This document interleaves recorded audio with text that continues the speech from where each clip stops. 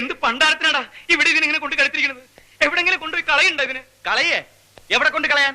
കളയാൻ അവള് പൂച്ചക്കുട്ടിയും പട്ടിക്കുട്ടിയൊന്നും അല്ല, ഇവന്റെ ഭാര്യ. നീ ഇത് അനുഭവിക്കണോടാ, ആയുഷ്കാലം മുഴുവനും നീ ഇത് അനുഭവിക്കണം. മതി ശവത്തി കുത്തിയത്. കുത്തും, ഈ ശവത്തി ഞാൻ ഇനിയും കുത്തും. എന്നെ അത്രയ്ക്ക് കുത്തിയിട്ടുണ്ടവൻ. എന്റെ നായകൻ തട്ടിയെടുക്കാല്ലേ മത്തായി ചേട്ടാ ഇവന് ഈ അക്രമം മുഴുവൻ ചെയ്തത്. വഴീനങ്ങാണ്ട് ഒരു ഭ്രാന്തി പെണ്ണിനെയും പിടിച്ചോണ്ട് വന്നിട്ട് എന്റെ അമ്മാവന്റെ മകളാണ്, മുറപ്പെണ്ണാണ്, നിനക്ക് എന്തോ ഒരു അഹങ്കാരം ഉണ്ടായിട്ട് വേണം ആ ഭ്രാന്തി പെണ്ണിനെ എഴുതി താലി വരെ കെട്ടില്ലേറാ നീ. എന്നിട്ടെല്ലാം കഴിഞ്ഞിട്ട് ഇപ്പൊ എവിടെങ്കിലും കൊണ്ട് കളഞ്ഞ അവള് പോവോ? ഒഴിഞ്ഞു പോടോ അവള്. അവൾ അങ്ങനെ ഒന്നും ഒഴിഞ്ഞു പോവില്ല മത്തായി ചേട്ടാ, ഇവനെയും കൊണ്ടേ അവള് പോവും. നീ ഇതൊന്നും കേൾക്കണില്ലേ? കേൾക്കാതിരിക്കേണ്ട, അവന്റെ ചവിട്ടി പഞ്ഞു വെച്ചേക്ക്. അവനോടല്ല പറഞ്ഞത്, മാതാവിനോടാ.